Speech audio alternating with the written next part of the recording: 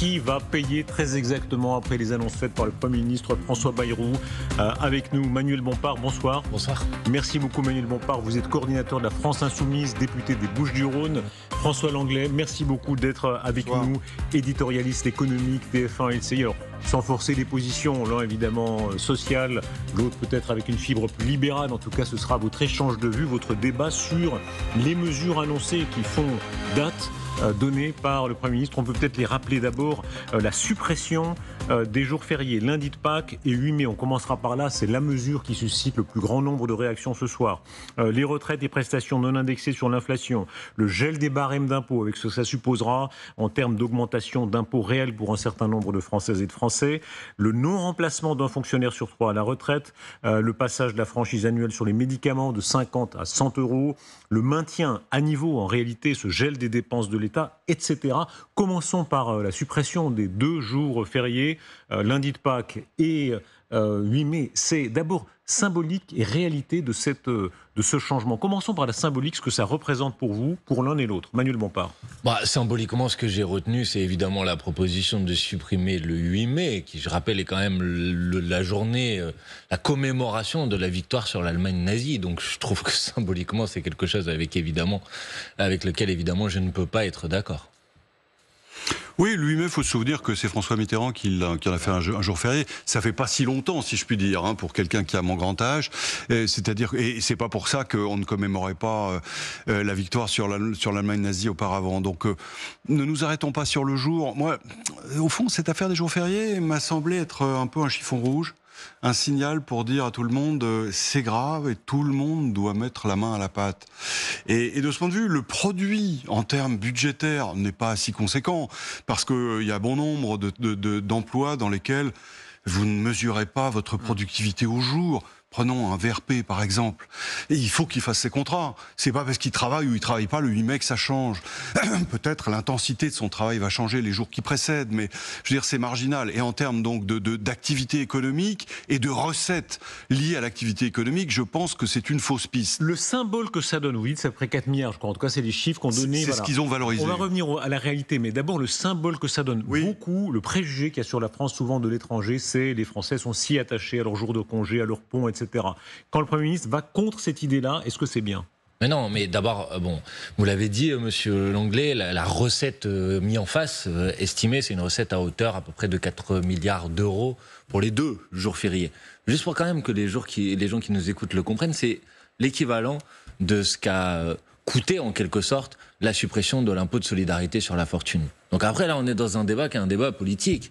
La question est de savoir si on considère que les Français doivent désormais travailler 2 jours fériés supplémentaires ou au contraire, est-ce qu'on veut mettre à contribution, par exemple, pour prendre cet exemple de l'impôt de solidarité sur la fortune, les plus riches. Quand même, pour que les gens qui nous écoutent le comprennent, quand vous supprimez 2 jours fériés par an, c'est-à-dire qu'en quelque sorte, vous allez augmenter le temps de travail sans augmentation de salaire. Ça veut dire très concrètement que c'est une baisse du salaire horaire net des Françaises et des Français, de l'ensemble des Françaises et des Français. Si on fait le calcul, Monsieur Langlais, vous pourrez le vérifier, ça fait à peu près 1% de baisse du salaire horaire des Françaises et des Français. Eh ben, je suis désolé, mais cette situation de déficit à laquelle on est confronté aujourd'hui, personnellement, je ne suis pas d'accord avec l'idée que l'effort doit reposer sur l'ensemble des Françaises et des Français. Je pense au contraire que l'effort doit reposer sur une petite minorité qu'on a largement profité depuis des années et des années de la politique d'Emmanuel Macron et qui peut être mis davantage à contribution. Écoutez, les jours fériés, ils valent pour les riches comme pour les pauvres. De ce point de vue, je suis pas sûr on que... ne travaille pas de la même manière les jours fériés, monsieur. Écoutez, tous ceux qui travaillent profitent de jours fériés et n'en profiteraient plus. C'est ça. Bon, mais c'est quand même la grande majorité des gens. Et de ce point de vue, ça rejoint le diagnostic sur la quantité de travail en France est insuffisante. Ce qui est vrai. Vous rappeliez tout à l'heure, Darius, les chiffres. Quand vous prenez l'ensemble des heures travaillées que vous divisez par le nombre d'habitants... Rappelons-les peut-être, comme ça on aura vos réactions à l'un et à l'autre sur le sujet. Italie 767, Espagne 731, Allemagne 752, et on descend à la France à 666. Et ce chiffre, il est très contesté, parce que vous l'avez dit vous-même, il est renvoyé à l'ensemble de la population, mais pas à l'ensemble de la population active. C'est un indicateur. Il y a quand même deux choses très différentes. Mais non, mais justement... il y a des biais qui sont des biais démographiques, monsieur Langlais. Reconnaissez-le au moins, s'il vous plaît. C'est l'intérêt de ce chiffre, c'est qu'il n'est pas lié à la population active. Ah d'accord, mais donc il ne veut rien dire. Si, laissez-moi juste l'expliquer. Oui, je vous écoute. Enfin, vous connaissez ça aussi bien que moi. On met en rapport une quantité de travail avec le nombre de personnes qu'il y a à faire vivre, qu'ils soient actifs ou pas. Et on voit bien qu'en France, le socle de travail sur lequel on prélève les recettes pour financer la redistribution, il est plus étroit qu'ailleurs. Alors monsieur Langlais, c'est intéressant, votre remarque. Parce que, alors si c'est ça le problème, alors le problème, il n'est pas le fait qu'une personne individuellement ne travaille pas suffisamment avec vous, dans la semaine, dans l'année ou dans la vie. C'est le fait que, et sans doute, il faudrait faire en sorte qu'il y ait davantage de gens au travail. Et que les gens travaillent plus longtemps, que la carrière soit plus longue. Non, mais je ne le crois pas. Ça ne se joue pas sur la semaine, ni même sur le temps de travail. Mais même sur la vie, de mon point de vue. Et donc la question qui est posée, c'est comment on fait en sorte que des gens qui aujourd'hui soient sans emploi, sans travail, puissent effectivement avoir un emploi et un travail. Mais pardonnez-moi, la réponse qui est proposée aujourd'hui par M. Bayrou, qui consiste en fait à prendre individuellement les gens et à leur dire vous allez travailler 2 jours de plus dans l'année, ne répond pas de ce point de vue-là à cet objectif. Pas complètement en tout cas, c'est certain. C'est pour ça que je rejoins ce qui était implicite dans votre question. On est dans une mesure symbolique et on met un coup de stabilo pour dire la situation est vraiment grave. C'est quand même ça. La morale de cette soirée. On peut contester les mesures. Bon, d'ailleurs, moi-même, je ne suis pas en adéquation avec tout, loin s'en faut. Mais c'est quand même la première fois qu'on a un chef de gouvernement qui fait un constat sans détour sur l'état des finances publiques. Quand Pierre Moscovici, tout à l'heure, il l'a fait avec ses prudences de premier président de la Cour des comptes, mais il dit en gros, la sonorité de droite est plus forte que la sonorité de gauche. Est-ce que c'est votre sentiment ? Évidemment. D'abord, pardonnez-moi, mais le constat, c'est un constat erroné. Et en fait, ce qui m'inquiète depuis cet après-midi... Les chiffres, ils sont pas erronés, monsieur Bompard. On va y venir sur les chiffres, monsieur Langlais. C'est que tout le commentaire politique et médiatique, à quelques exceptions près, s'appuie sur un constat qui est un constat faussé, qui consisterait à dire si aujourd'hui on a une situation de déficit, c'est parce qu'en quelque sorte on dépense trop, alors que la vérité, et vous le savez comme moi, monsieur Langlais, c'est que si vous comparez par rapport à 2017, au moment où Emmanuel Macron est arrivé au pouvoir, globalement les dépenses publiques, en pourcentage du PIB, sont restées à peu près stables. Ce qui a baissé depuis qu'Emmanuel Macron est arrivé au pouvoir, c'est les recettes. Pourquoi ? Parce qu'Emmanuel Macron a fait des cadeaux fiscaux aux plus riches. J'ai parlé de l'impôt de solidarité sur la fortune, aux grandes entreprises. Et donc ces recettes, elles ont très largement baissé. De tel point que si les recettes étaient restées au même niveau aujourd'hui en pourcentage du PIB que ce qu'elles étaient au moment où Emmanuel Macron est arrivé au pouvoir, le déficit aujourd'hui en France, sans les mesures de M. Bayrou, il serait inférieur à 3% du PIB. Non, votre raisonnement est biaisé, pardonnez-moi. Ah non, pardon, il n'est pas biaisé, il est tout à fait exact. Parce que les recettes fiscales dépendent de 2 paramètres. Le niveau des impôts et la croissance économique. Or, bien sûr, il a baissé un peu les impôts quand il est arrivé. On y reviendra si vous le souhaitez. Mais entre-temps, les recettes fiscales sont montées à 45% du PIB en 2022. Aujourd'hui, elles sont plus bas parce que la croissance n'est pas là. C'est pas du tout parce qu'on a baissé les impôts. On est au plus haut de toute l'histoire du pays et au plus haut du monde entier. Non, ce n'est pas. Pardonnez-moi, monsieur Langlais, mais moi, précisément, je vous fais des comparaisons. On va pas rentrer dans un débat trop technique, mais qui sont en proportion du PIB. Moi aussi. Donc j'annule l'effet de la croissance, pardonnez-moi de vous dire. Si, puisque précisément en proportion du PIB, quand Emmanuel Macron est arrivé au pouvoir, les recettes avaient un certain niveau et aujourd'hui elles ont baissé. Mais pour vous, c'est un idéal, un pays où le niveau des impôts ne cesse de grimper, un pays où le niveau des impôts est le plus élevé du monde. Ne me faites pas dire ce que je n'ai pas dit. Je vous dis que c'est notre pays aujourd'hui. Je vous dis que le déficit aujourd'hui auquel on est confronté, il a été créé artificiellement par la baisse des recettes. Et donc, si on veut répondre à cette situation, parce que personne ne peut se satisfaire d'un déficit de 6%, presque 6% du PIB, alors la réponse, elle doit tenir compte de ce diagnostic. Et tenir compte de ce diagnostic, ça veut dire il faut augmenter le niveau de recettes. Non, je ne dis pas augmenter les impôts, je dis augmenter les prélèvements sur une partie de la population, une catégorie de la population qui quand même, monsieur Langlais, a très largement profité de la politique d'Emmanuel Macron depuis qu'il est arrivé au pouvoir. Dois-je vous dire que les 500 plus riches de ce pays, ils ont vu leur fortune doubler depuis qu'Emmanuel Macron est arrivé au pouvoir. Peut-être qu'ils peuvent contribuer un peu. Je n'ai pas d'action Macron, pas du tout. Faites ce que vous voulez d'ailleurs, si vous en avez. Pas grave, non, ce que je veux dire, c'est que je ne me mettrai pas dans la position du défenseur de la politique économique qui a été tenue. Je la juge très imprudente et je pense qu'elle nous a mis dans une situation situation très problématique, justement à cause de ce déficit et de l'accumulation de la dette qui aujourd'hui étrangle toute marge de manœuvre. Et il faut bien réagir à ça. Vous prenez les grandes masses, en réalité, quand vous voyez les dépenses de l'État, une très grande partie, c'est de la redistribution. La redistribution, ça va à qui? Aux Français. Bah écoutez, c'est par là qu'il faut commencer pour redessiner un peu le périmètre de notre État-providence. Bah écoutez, il a été conçu à une époque où il y avait un actif pour un cotisant. Aujourd'hui, tous les ratios sont détériorés. La croissance était à l'époque à 3, 4 ou 5%. Elle est aujourd'hui à moins de 1. On ne peut pas faire tomber l'argent du ciel. Parlons de ça un instant. Parlons de ça. Est-ce que vous pensez sincèrement, y compris, mettons de côté les questions de justice fiscale, d'égalité, qui sont très importantes. Elles sont intéressantes. Mais mettons-les juste elles sont importantes. De côté. Monsieur Langlais, je regarde de l'expérience que vous avez, y compris de l'observation de ce qui a été fait dans d'autres pays. Est-ce que vous pensez sincèrement qu'un budget comme ça, qu'un budget de compression de la dépense publique, de compression de l'investissement public, est-ce que vous pensez sincèrement que ça va avoir un impact positif sur la croissance? La vérité, c'est que les mesures qui sont mises sur la table aujourd'hui par M. Bayrou, elles vont produire de la récession économique. Le budget de cette année, il a déjà diminué les prévisions de croissance par 2. Vous ne pouvez pas faire comme si vous ne l'avez pas vu. Et ce budget, il fera pareil. Pour une raison simple, après je vous laisse répondre pour que les gens qui nous écoutent le comprennent. C'est que quand vous vous attaquez, par exemple, parce que c'est ce qui est proposé par exemple, quand vous refusez de revaloriser les pensions de retraite, le RSA, les prestations sociales, etc. Mais à la fin, c'est des gens qui sont déjà dans de très lourdes difficultés, qui auront encore moins de moyens. Donc vous allez baisser la consommation populaire, donc vous allez baisser les recettes fiscales. Vous êtes en train de nous amener dans un cercle vicieux. Réponse là-dessus de François Langlais. Deux éléments. Le premier, c'est que vous aurez noté comme moi que depuis quelques années, alors que les transferts sont assez importants, l'argent part sur les livres d'épargne. 19% de l'argent est épargné. Bon. Et il part par ailleurs dans le déficit commercial, c'est-à-dire que la consommation s'adresse aux Chinois et aux Allemands. En clair, la dette publique française fait tourner les usines allemandes et chinoises. C'est un autre problème. Chapeau, formidable. Je suis très heureux qu'un libéral comme vous rejoigne les propositions, y compris de protectionnisme, que nous défendons depuis des années et des années. Je ne suis absolument pas libre-échangiste et on aura au moins un point de convergence dans la discussion. Je vous l'apprends peut-être. Qui portera le fardeau? Quand on regarde les décisions, enfin le projet de François Bayrou concernant notamment les retraites, les pensions, les prestations non indexées, il considère que ça peut rapporter 7 milliards d'euros. Cette non-indexation sur l'inflation en 2026, selon vous, ça fait que le poids, le fardeau sera porté par qui? En l'occurrence, là, c'est l'ensemble de la population, quasiment. Hein. C'est-à-dire, c'est très large. De façon égalitaire? Non.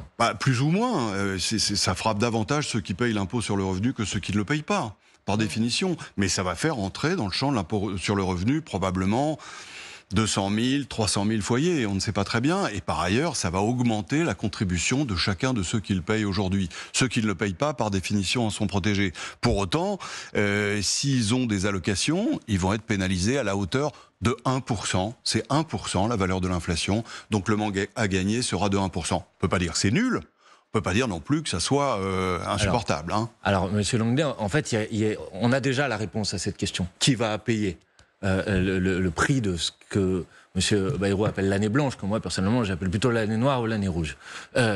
L'Institut des politiques publiques a fait une étude très claire sur les impacts de cette mesure. Les réponses sont très claires.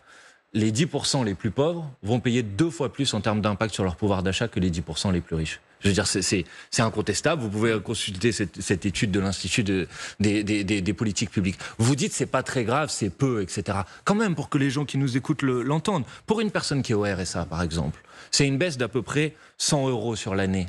On parle de gens dont 75% d'entre eux vivent déjà sous le seuil de pauvreté. En moyenne, pour les retraités, ça va perdre à peu près 350 € sur l'année. Donc vous pouvez dire c'est peu, mais quand vous êtes sous le seuil de pauvreté, que vous êtes au RSA, que vous avez déjà des ressources petites et qu'on vous dit que vous allez avoir 100 € de moins sur l'année, pardonnez-moi, mais personnellement, je ne trouve pas que ça soit peu. D'autant plus, ça ne vous a pas échappé que la semaine dernière, on a quand même appris que la France avait atteint un record historique du nombre de personnes pauvres dans ce pays. Donc réduire les rémunérations des personnes qui vivent sous le seuil de pauvreté, je ne crois pas que ça aille dans la bonne direction si notre objectif, je pense qu'il est partagé, c'est de lutter contre la grande pauvreté. François Langlais. On ne peut pas continuer à avoir 200 milliards de déficit par an, c'est pas possible. Alors vous dites d'autres propositions. Non, mais vous dites on va imposer. Mais si vous imposez la France à hauteur de 200 milliards, vous allez tuer la bête. Non. Et finalement, les plus pauvres, dont vous vous faites le défenseur, ils en seront les victimes aussi. Soyez pas de mauvaise foi. Mais attendez... La proposition de M. Bayrou, elle n'est pas à hauteur de 200 milliards, vous en êtes d'accord? Non, mais je parle de vos propositions. Alors moi, je vais vous mettre mes propositions. 180 mais attendez, moi je vais vous parler de mes propositions, mais si vous voulez bien... Clair, Emmanuel Bompard, ça veut dire que dans votre optique, il faudrait augmenter certains impôts et non pas avoir cette tactique ici. Et évidemment, mais je vais vous dire les Lesquels choses. Qu'on soit très précis. Je vais être très précis. On cherche 40 milliards apparemment. C'est ce que M. Bayrou met sur la table. C'est ce qu'on propose dit. 2 mesures. 2, pas 40, 2. La première, ce qu'on appelle la taxe Zuckman, c'est-à-dire le fait que les personnes les plus riches, en tout cas les personnes qui ont plus de 100 millions d'euros de patrimoine, payent au moins 2% en impôts à hauteur, en pourcentage de leur patrimoine. Bon, ça, c'est une mesure qui touche 1800 personnes et qui permet de rentrer entre 15 et 20 milliards d'euros dans les recettes de l'État. Alors là-dessus d'abord, qu'est-ce que ça causerait ou qu'est-ce que ça créerait selon vous, François Langlais? Le problème, c'est qu'on ne peut pas faire ça tout seul. Nous ne vivons pas dans une île. Donc, si vous faites ça, mécaniquement, et on l'observe en ce moment même, in vivo au Royaume-Uni. Le Royaume-Uni a supprimé un régime fiscal qui était très avantageux pour les personnes fortunées. C'est ce qu'on appelait le non-dom. Mais ces gens-là partent par dizaines, par centaines, par milliers. Ils vont s'installer notamment en Italie, qui a un régime fiscal très intéressant pour les personnes riches. Donc on peut dire, on voudrait vivre dans le monde tel qu'il est, que tout le monde soit égal, etc. Je vis dans le monde tel qu'il est, moi, mais c'est qu'il y a quand même un rapport de force. Vous ne pouvez pas attendre que les gens restent sous le marteau fiscal que vous avez concocté pour eux. Ils ne vont pas attendre gentiment de se faire écraser. Franchement, je peux le regretter, vous pouvez le regretter. C'est la réalité. Deux les éléments. Frontières sont moi, ouvertes. je vis dans la réalité comme vous. 2 éléments. La rentabilité du patrimoine des personnes dont on est en train de parler. Et vous déplacez la discussion. Moi, je vous parle de la faisabilité de votre affaire. Je vais vous en parler. Mais d'abord, quand même, la rentabilité du patrimoine des personnes dont on est en train de parler, elle est entre 5 et 6% chaque année. C'est-à-dire que même si vous les imposez à 2%, ils vont continuer à s'enrichir. Leur patrimoine va continuer à grossir, premièrement. Deuxièmement, là, je suis un peu surpris. Vous n'avez pas regardé le dispositif que nous proposons avec sérieux. Parce que dans ce dispositif, nous proposons pendant 5 ans le fait que même si une personne part dans un autre pays, elle devra continuer de s'acquitter de son impôt en France. Mais c'est ce que font les Américains, par exemple. Vous paierez à ce moment-là d'une autre façon. Les gens ne viendront plus s'installer en France. Mais non, mais si. Ils sont en France, ces gens-là. Ils sont libres. Ça vous embête, mais les gens sont libres. Non, ça m'embête pas. Mais je pense que les gens, ils peuvent être un peu patriotes. Quand on a construit son patrimoine, on l'a construit grâce aux services publics en France, grâce aux formations en France. C'est normal qu'on contribue. Cela étant, par parenthèse, les Américains ont des moyens de coercition mondiaux qui ne sont pas ceux de la France. Ça, c'est un fait. Attendez, qu'est-ce qui nous empêche aujourd'hui, comme c'est dans cette proposition, de dire que si une personne part, pendant 5 ans, elle va continuer de s'acquitter de l'impôt qu'elle doit à la France. Enfin, quand même, vous ne pouvez pas accepter l'idée. Une force d'attrition sur la création d'entreprises. C'est évident. Mais regardez, par exemple, parlons d'un exemple concret. C'est des gens qui ne sont pas patriotes. Monsieur Mensch, vous ne pouvez pas les défendre. Non, mais je constate les choses. C'est pas un jugement moral. Vous ne les constatez pas, vous donnez un point de vue. Non, c'est pas un jugement moral. Moi, je vous ai proposé des réponses. J'observe le rapport de force. Regardez les fondateurs de Mistral, c'est la pépite française, etc., qui sont riches, je ne sais pas, milliards, je ne sais pas très bien, peu importe. En tout cas, ça se libelle en dizaines de zéros derrière. Vous allez arriver au pouvoir, ou en tout cas, si on suivait vos préconisations, on va dire, Monsieur Mistral, payez-moi 100 millions par an. Non. Mais les gars, ils n'ont même pas cet argent. Ce n'est pas vrai. Mais ils ne l'ont même pas parce que l'entreprise est en construction et que les revenus qu'elle génère, ils sont largement hypothétiques. Donc, Monsieur Mistral partira s'installer en Suisse, en Italie ou aux États-Unis. Là, excusez-moi, pardon, mais si vous me trouvez la personne qui a un patrimoine de plus de 100 millions d'euros et qui n'est pas capable de s'acquitter d'un impôt de 2%, ce n'est pas vrai. Et d'ailleurs, M. Zuckman, qui a porté cette taxe, a déjà répondu à cet argument et il a fait la démonstration que c'était faux. Je vous invite à consulter sa réponse. Vous me demandiez mes mesures. La seconde mesure dont vous parliez. La seconde, là, c'est juste pour illustrer la discussion. C'est une recette fiscale qui est entre 20 et 25 milliards d'euros. D'ailleurs, ce sont les deux mesures, des mesures que nous avons réussi à faire voter l'année dernière à l'Assemblée nationale. Si on était un peu dans une démocratie, quand on vote des mesures. C'est ce qu'on appelle l'impôt universel sur les entreprises. C'est-à-dire que quand une multinationale aujourd'hui produit a un chiffre d'affaires conséquent en France, mais qu'on se rend compte que le bénéfice qu'elle déclare en France ne correspond pas au chiffre d'affaires qu'elle a réalisé en France. C'est-à-dire, entre vous et moi, qu'elle a des dispositifs d'évasion et d'optimisation fiscale. Bon, de faire en sorte qu'on puisse Demandez à ces entreprises de s'acquitter de l'impôt au regard du chiffre d'affaires et non pas au regard du bénéfice qu'elles ont déclaré en France. C'est entre 20 et 25 milliards d'euros et c'est pas pour leur faire payer plus d'impôts, c'est juste pour demander à ce qu'elles pour payent là-dessus, l'impôt parce qu'elles qu'on doivent à la va France. revenir aux propositions de Bayrou. Mais vous vouliez mes bien sûr, mesures, ça fait 40. Voilà. Réponse là-dessus de François Langlais. Non, mais comme moi, vous écoutez les informations, vous regardez la télévision, vous lisez les journaux. Vous avez vu qu'il y a 8 jours, Donald Trump, président des États-Unis, a remis en cause le pilier. Un accord mondial vrai, sur le avec un impôt minimal à 15% pour l'impôt sur les bénéfices. C'est le monde tel qu'il est. C'est bien la preuve qu'il faut agir unilatéralement. C'est le monde tel qu'il est. C'est que vous ne pouvez venez de vous tirer une balle dans le pied dans le débat, monsieur Langlais. Vous ne pouvez pas agir unilatéralement. Et justement, l'OCDE était parvenu à un accord de la communauté mondiale cimenté par l'accord de Joe Biden qui a volé en éclats. C'est la réalité des choses. Précisément. Après, vous pouvez dire, venez chez moi, je vous matraque. Et vous serez très heureux. Je ne suis pas en train de parler de les matraquer. Enfin, vous êtes en train de défendre l'idée qu'une entreprise qui réalise une partie significative de son chiffre d'affaires en France, vous trouvez ça normal qu'elle aille déclarer ses bénéfices ailleurs, qu'elle utilise des méthodes qui sont des méthodes de contournement de la loi? Mais à n'importe quel Français, vous ne direz pas ça, monsieur Langlais. Punir les détournements de la loi. Il faut les punir.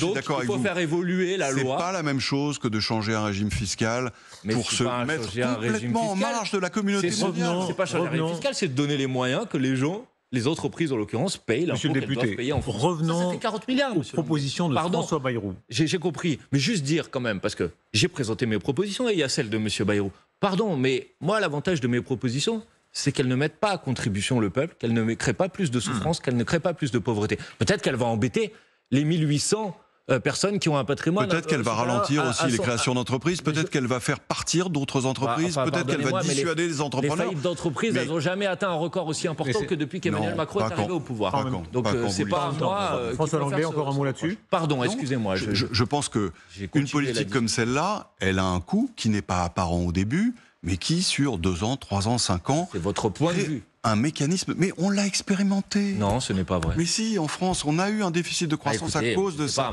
de la complexité des impôts. Allez, franchement, la taxe Zuckman, elle est soutenue par. Il y a eu une tribune soutenue hier, la semaine dernière, par quasiment 15 prix Nobel d'économie. Donc moi, je veux bien que vous savez mieux qu'eux, mais peut-être qu'ils disent pas non plus n'importe quoi. Monsieur Bompard et Monsieur Langlais, revenons aux propositions de François Bayrou concernant cette fois les fonctionnaires, parce qu'il s'est passé là quelque chose où, en tout cas, il y a une clarté de la proposition, approuvée ou désapprouvée. François Bayrou dit non-remplacement d'un fonctionnaire sur 3 mois de la retraite, 3000 postes supprimés. On l'entendait tout à l'heure avec Pierre Moscovici, il y a un peu d'incertitude sur ce que ça représente. Est-ce que c'est combien de milliers de fonctionnaires? Il y a actuellement 5,8 millions d'agents de la fonction publique en France. Ça veut dire à peu près 20% de l'emploi total. Le Premier ministre parle de ne pas renouveler un fonctionnaire sur 3 qui partirait à la retraite. D'abord sur le message que ça donne là encore, et ensuite on viendra sur l'effet réel, sur le message que ça donne. Écoutez, c'est une mesure qui me paraît pas très opportune, parce que on peut s'interroger sur le périmètre de l'État et dire ça n'appartient plus à l'État, il faut privatiser, l'État n'a rien à faire là, et à ce moment-là, faire évoluer le statut des agents, évidemment. Pour autant, décider sur un trait de plume que le nombre de suppressions d'emplois et de temps, le nombre m'étonne d'ailleurs, parce qu'il y a 45 000 départs à la retraite chaque année dans la fonction publique d'État. Alors si c'est le cas, ça voudrait dire 15 000 postes en moins chaque année. Donc il y a une petite incertitude, ambiguïté sur ce nombre qui me paraît curieux, qui en tout état de cause est symbolique, et qui je pense ne prend pas le problème dans le bon sens. Ah pardon, si c'est 15 000 chaque année, c'est pas que symbolique. Non, mais enfin... Quand on entend combien les politiques sont prudents sur le sujet d'habitude, il se passe quelque chose. Ce que je veux dire, c'est qu'on ne prend pas le problème dans le bon sens. Il faut s'intéresser au fonctionnement de l'État, à son efficacité, à son rapport qualité-prix. Il coûte cher, il doit coûter cher. Je veux dire, il fait des choses très importantes. Il assure la sécurité, l'enseignement, etc. Mais il doit le faire de la façon la plus efficace possible. Et ça n'est pas en diminuant le nombre d'emplois avant même d'avoir travaillé sur la structure et l'organisation qu'on y parviendra. Écoutez, c'est le retour aux années Sarkozy, ça a existé, ça s'appelait la Revue Générale des Politiques Publiques, c'était une personne sur 2 qui part à la retraite, un fonctionnaire sur 2 qui part à la retraite n'est pas remplacé. Ça s'est traduit pendant le mandat de M. Sarkozy par à peu près 70 000 postes d'enseignants en moins et par à peu près 10 000 postes de policiers en moins. Et tout le monde a plutôt considéré que ça avait été un fiasco, puisque quand il y a eu un changement de majorité, on est revenu en arrière sur cette mesure. Moi, vous savez, à un moment, il n'y a pas juste les chiffres, après c'est des réalités concrètes. Donc il va falloir me présenter la famille qui considère que finalement il y a trop de fonctionnaires, donc c'est pas grave si dans l'école de ses enfants il y aura pas d'enseignants l'année prochaine. Il va falloir me présenter la personne âgée par exemple qui a besoin d'avoir accès aux soins et qui sera très contente si la prochaine fois il y aura pas d'infirmier ou d'infirmière pour pouvoir prodiguer les soins, parce que très concrètement derrière les chiffres on parle de réalité humaine, vous voyez, on parle de gens qui exercent une fonction, une mission de service public, et je pense que j'ai pas besoin de vous convaincre que nos services publics sont déjà très largement sous-dotés, qu'il y a beaucoup de souffrance au travail, que le service rendu malheureusement parfois s'en ressent, y compris du point de vue des usagers, et donc je pense qu'il y a quelque chose à ne pas faire, c'est bien ça, précisément pour que les Français aient le droit d'avoir accès à des services publics de qualité. Mais je vous rejoindrai assez là-dessus. Je pense que, alors, je vais en tirer des conclusions qui ne vont pas vous plaire, mais je pense que, de fait, la redistribution en France a dévoré l'État régalien et son fonctionnement et ses moyens. C'est-à-dire qu'à force de créer des allocations pour tout, les passes culture, les aides au reprisage de chaussettes, à la réparation de postes de télévision, eh bien effectivement, les services publics n'ont plus de moyens. Mais non, j'exagère pas. Regardez la part de la redistribution, elle n'a jamais été aussi importante. Alors, il y a bien sûr les retraites qui comptent là-dedans, la démographie, mais pas seulement. On est à 35 ou 36% du PIB. Eh bien, aujourd'hui, avec la structure de financement que nous avons de l'État, ça ne fonctionne pas sans un déficit de 200 milliards. C'est ça, moi, qui me préoccupe. Monsieur Langlais. Alors, en fait, c'est les si on taxait comme une brute, j'ai bien compris vos prix Nobel, etc. Je ne sais pas d'ailleurs où ils ont eu leur Nobel, parce que... là, monsieur Langlais, vous êtes un petit peu arrogant, si je peux me permettre. Non, parce que mais c'est pas grave. Ce que je veux dire, c'est que là-dessus, je ferai plus conscience à un praticien de l'économie, des chefs d'entreprise, qui justement se déterminent par rapport aux perspectives qu'ils offrent pour à la fois leur travail et leur entreprise, qu'à quelqu'un qui analyse les choses en termes macroéconomiques. De toute façon, les Nobel, il y en a dans tous les camps, soyons honnêtes. D'accord, c'est comme les juristes. Vous ne pouvez pas avoir un Nobel au revers de la main, c'est pour ça que je répondais ça à monsieur Langlais. Vous me l'avez envoyé d'un revers de la main en disant lisez les analyses du Nobel. C'était juste que vous dites votre truc qui ne peut pas marcher, personne n'est d'accord avec. Vous me permettez de dire qu'il y a un certain nombre de références qui pensent quand même sur la gravité du constat. Écoutez le Premier ministre quand il fait une comparaison qui a fait lever l'oreille, d'ailleurs volontairement il l'a amené au début de son intervention quand il a comparé avec la Grèce, et tout le monde se rappelle la gravité de la situation en Grèce, la tragédie qu'ont vécu les Grecs, et ils commencent à s'en relever, mais enfin ils reviennent de très très loin. Écoutez la comparaison que faisait François Bayrou. Le peuple grec, l'État grec ont dû consentir des sacrifices immenses. Ils ont dû baisser de 30% les retraites et de 15% le salaire des fonctionnaires. Et c'est exactement ce que nous ne voulons pas. Et c'est pourquoi il faut constater que c'est là que nous en sommes, et c'est pourquoi c'est notre moment de vérité. Voilà, et soulignons bien, le Premier ministre dit c'est justement pour éviter le scénario grec qu'il faut toutes les mesures dont il parlait. Est-ce que vous prenez ou non la comparaison ? Écoutez, l'ordre de grandeur n'est pas le même, mais il faudrait comparer justement les chronologies. On a probablement quelques années de retard par rapport à la Grèce et à l'évolution de la détérioration incroyable des finances publiques qu'est la sur l'urgence, sur le degré d'urgence. Mais on approche du point de non-retour, ça c'est sûr, celui qu'on appelle le point de l'emballement, c'est-à-dire le point à partir duquel les intérêts de la dette finissent par dévorer toutes vos marges de manœuvre. Et là, pour le coup, François Bayrou a raison quand il dit on ne baisse pas en valeur réelle les indemnités, les allocations, les pensions.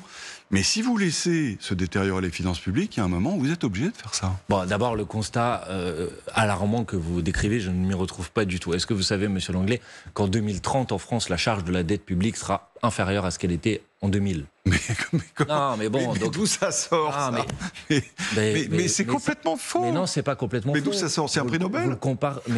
Mais monsieur Langlais, vous devriez pas jouer sur ce sujet parce que vous savez ce qu'on va faire, c'est qu'à l'issue de cette émission, je publierai mes sources. Mais non, mais sur les réseaux sociaux et vous publierez les votes parce que sinon c'est un peu facile, vous voyez. Mais attendez, voilà ce que je suis en train de dire. 2000, la dette était beaucoup plus basse qu'aujourd'hui. En pourcentage du PIB, en pourcentage de la richesse qu'on produit chaque année, je vous dis que la charge de la dette, y compris en 2030, sera plus faible que ce qu'elle était, y compris dans les années... Tout dépend du scénario que vous prenez.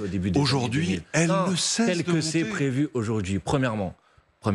Deuxièmement, monsieur Langlais, la situation en Grèce, moi je veux bien qu'on fasse des comparaisons, mais le déficit en Grèce au moment où ont été mis en place les plans d'austérité était de 15%. D'accord ? Donc à un moment, il ne faut pas non plus raconter n'importe quoi. Par contre, ce qui est vrai, c'est que la recette qui est aujourd'hui choisie par M. Bayrou est une recette assez proche de celle qu'on a eu en Grèce, où ça s'est traduit par une hausse de la TVA, une baisse du SMIC, etc.